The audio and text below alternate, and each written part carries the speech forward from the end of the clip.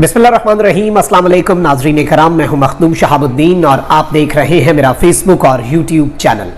उम्मीद करता हूं आप सब लोग बखैर आफियत होंगे और जहां भी होंगे अपने अहले खाना समेत खुश भी होंगे और महफूज भी।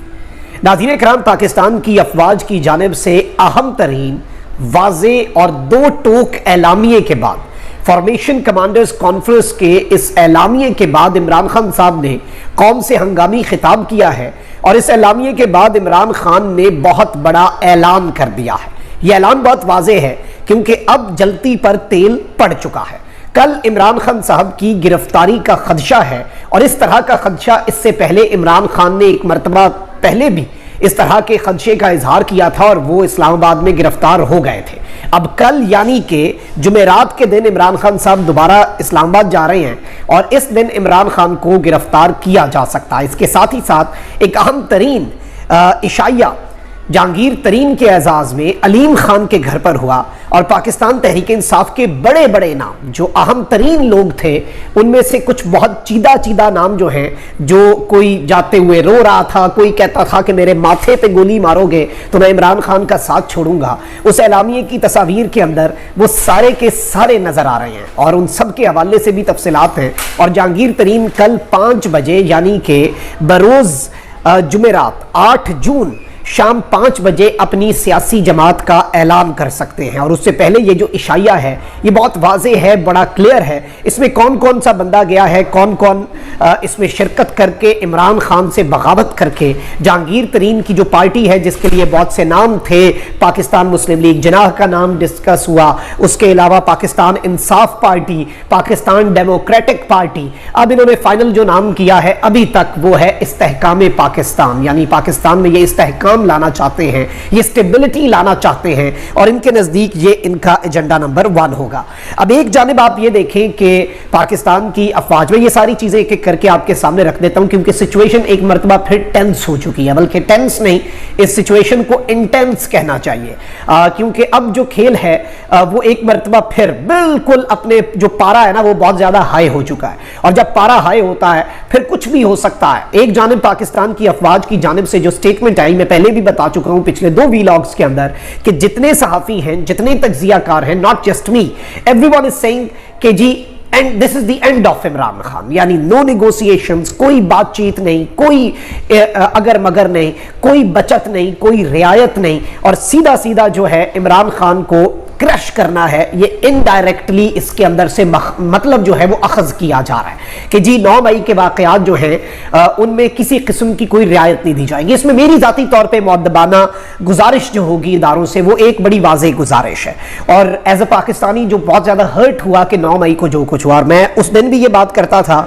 मैं आज भी नाज़रीन कराम ये बात करता हूं कि जी 9 मई पाकिस्तान की तारीख का स्याह तरीन दिन था क्योंकि उस दिन 2 ऐसे विजुअल्स मैंने देखे एज अ पाकिस्तानी, एक नौजवान के तौर पे जो शायद मैं कभी ना देखता तो शायद अच्छा होता।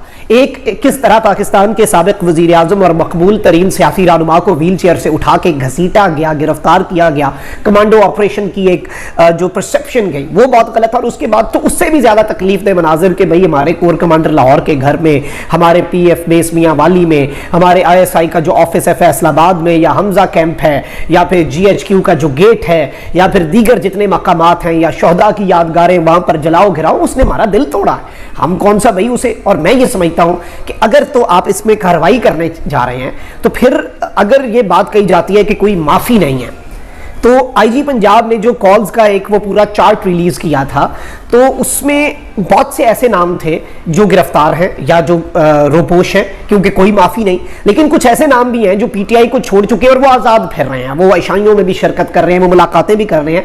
अगर तो आपने अक्रॉस द बोर्ड इंसाफ करना है और आपको ये लगता है रियासत पाकिस्तान को, कानून नाफिज करने वाले इदारों को, पुलिस को जो इस वक्त जारी बात है फोर फ्रंट पे ये गिरफ्तारियां करी, अगर आपको ये लगता है कि ये सारे कसूरवार हैं और ये एक बहुत बड़ा सानहा है और इस सानहे की माफी नहीं होनी चाहिए, फिर एक नुक्ता है कि फिर उन लोगों के लिए भी माफी नहीं होनी चाहिए जो PTI को छोड़ने का ऐलान करें। मतलब ऐसे तो नहीं होता कि आप कहें कि मैं PTI, तो आप क्या कह सकते हैं? तो ये दोहरा म्यार जो है फिर ये ना नजर आए। अगर ये दोहरा म्यार होगा तो इससे ये केस भी कमजोर होता है।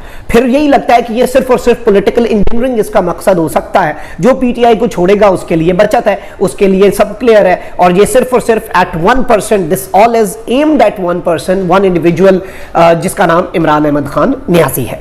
अच्छा, अब यहां पर एक जानिब ये सब कुछ हुआ और राना सनाउल्लाह साहब ने भी प्रेस कॉन्फ्रेंस दाग दी। राना सनाउल्लाह साहब कह रहे हैं कि चेयरमैन पीटीआई से पूछना चाहिए कि 9 मई के आर्किटेक्ट आप नहीं तो फिर 9 मई के इंसिडेंट का आर्किटेक्ट और कौन है। पूरे एक साल जमान पार्क में मंसूबाबंदी के सबूत हमारे पास मौजूद हैं। 9 मई के जिम्मेदारों के गैर मुल्की एजेंसियों से राबते थे। ये कोई हुजूम नहीं, चंद लोग थे जिन्हें बाकायदा तरबियत दी गई थी। एक शख्स इशारों में इस किस्म के रद्द अमल की बातें करता था, यानी इमरान खान साहब जो ये बात करते थे कि ये लोग कहते हैं मैं इनकी रेड लाइन हूं, और इमरान खान साहब के रहनुमा कहते थे इमरान खान हमारी रेड लाइन है, और फिर अगर ये रेड लाइन अबूर हुई तो हम वो करेंगे जो आज तक नहीं हुआ। तो ये वो इनकी मुराद है कि जी इन इशारों में बात होती थी। 9 मई के मास्टरमाइंड इमरान खान है, ये कहना है राना सनाउल्लाह का। इंफॉर्मेशन की बुनियाद पर कह सकता हूं कि सब कुछ चेयरमैन पीटीआई इमरान खान की आवाज में है। 9 मई के वाकयात से मुतल्लिक इमरान खान की गुफ्तगू मौजूद है, और ऐसी गुफ्तगू है अदालत भी शायद कहे सबूत को तो उनको इन कैमरा रिकॉर्ड किया जाए, यानी ये कह रहे हैं कि ऐसी गुफ्तगू भी मौजूद है हमारे पास जिसके जरिए 9 मई के वाकयात के आर्किटेक्ट के तौर पे इमरान खान को साबित करके कि वो 9 मई के इंसिडेंट्स का आर्किटेक्ट था, तो इमरान खान जो है उन्हें वहां पे अरेस्ट किया जा सकता है। और ऑल्दो अगर आप इस बात को मान लें जो पाकिस्तान का वजीर दाखिला कह रहा है, इससे पहले पाकिस्तान का वजीर दिफा ये कह चुका है कि इमरान खान ने पाकिस्तान की फौज में बगावत और पाकिस्तान में बगावत करवाना चाहिए। और फिर आप इसी इक्वेशन के अंदर फॉर्मेशन कमांडर्स कॉन्फ्रेंस के एलामिये को डालें। इससे पहले कोर कमांडर कॉन्फ्रेंस का एलामिया, वो बड़ा इंपॉर्टेंट था, वो जो स्पेशल हुई थी कोर कमांडर कॉन्फ्रेंस, फिर आपकी नेशनल सिक्योरिटी कमेटी की मीटिंग का एलामिया, फिर आपकी विफाकी काबीना का इजलास, और अब फॉर्मेशन कमांडर्स कॉन्फ्रेंस। अब इस सब के अंदर इमरान खान साहब ने इस एलामिये के कुछ ही देर के बाद इमरान खान साहब ने कौम से खिताब भी किया है, और इमरान खान साहब ने कहा है कि मैं आज अपनी कौम को कहना चाहता हूं कि जेल और हर चीज के लिए तैयार हूं, लेकिन कभी भी इस जुल्म और ताकत की हुक्मरानी के सामने नहीं झुकूंगा। आप सबको मैं ये कहता हूं कि आप सब ने भी इसके आगे नहीं झुकना, यानी कि आपने इस जुल्म के आगे और इस ताकत की हुक्मरानी के आगे किसी भी सूरत नहीं झुकना, और आपने इससे पीछे नहीं हटना। मैं आता हूं कि जहांगीर तरीन साहब का मामला क्या था, जहांगीर तरीन साहब का जो माजरा है वो क्या था, लेकिन उससे पहले आप जरा ये सुन लें कि साबिक वजीर आजम पाकिस्तान इमरान खान साहब जो है वो इस सारी की सारी सूरत हाल के अंदर क्या राय रखते हैं, और उन्होंने इस सब के ऊपर जो अपना रद्द अमल दिया है। 2 मिनट का क्लिप है क्योंकि जारी बात है मीडिया ब्लैकआउट है, एंड आई पर्सनली थिंक कि किसी भी तरह की आवाज जो है उसे दबाना कभी भी हल नहीं होता। फ्रीडम ऑफ एक्सप्रेशन होना चाहिए, हर शख्स को अपना मौकफ सामने रखने की, और मेरे वीलॉग्स नॉर्मली यही है कि मैं आपके सामने मिलिट्री का मौकफ भी रख रहा हूँ, खान साहब का मौकफ भी रख रहा हूँ, ताकि एक बड़ी ब्रॉडर पिक्चर जो है ना मैक्रो लेवल पे आप लोग चीज़ों को खुद एनालाइज कर सकें, खुद जज कर सकें। मैं तो आपके सामने चीज़ें जो हैं वो आपके सामने ही रख सकता हूँ कि आपको मैं कोई वो अपनी जजमेंट नहीं दूंगा, वो नाफिज नहीं करना चाहता, मेरी आदत नहीं है। और मेरी ये कोशिश होती है कि लोग खुद अपनी ओपिनियन फॉर्म करें जब उनके सामने रियल फैक्ट्स जो है वो एज इट इज रखे जाएं। आप जरा खान साहब की ये गुफ्तगू सुने कि मैं तो जेल के लिए तैयार हूं और हर चीज के लिए तैयार हूं, लेकिन मैं कभी इस जुल्म और इस ताकत के हुक्मरानी के सामने कभी नहीं झुकूंगा। और मैं आज आप सबको कहता हूं, आपने कभी नहीं झुकना, क्योंकि एक मेरी बात याद रख लेना, जिस दिन आपने इस जुल्म को कबूल कर लिया और ये नाइंसाफी के निजाम को, मुल्क नहीं रहेगा। कोई कौम नहीं सरवाइव करती इस तरह। जिस कौम के अंदर इस तरह का जुल्म होता है वो नहीं सरवाइव करती। हमारा मुल्क माशे तो आगे गिर गई है नीचे, और लोग छोड़ के जा रहे हैं पाकिस्तान को, डॉलर्स बाहर भेज रहे हैं, प्रोफेशनल्स बाहर जा रहे हैं, क्योंकि उम्मीद ही चली गई है जिस मुल्क के अंदर ये हालात हो कि जिसको मर्जी पकड़ा अंदर कर दो, जिसको मर्जी पकड़ा आप, अदालत भी आपको छोड़ा, आपको इतने वो जालिम है कि उनको अदालतों की भी फिक्र नहीं है। तो मीडिया का वैसे मुंह बंद कर दिया है।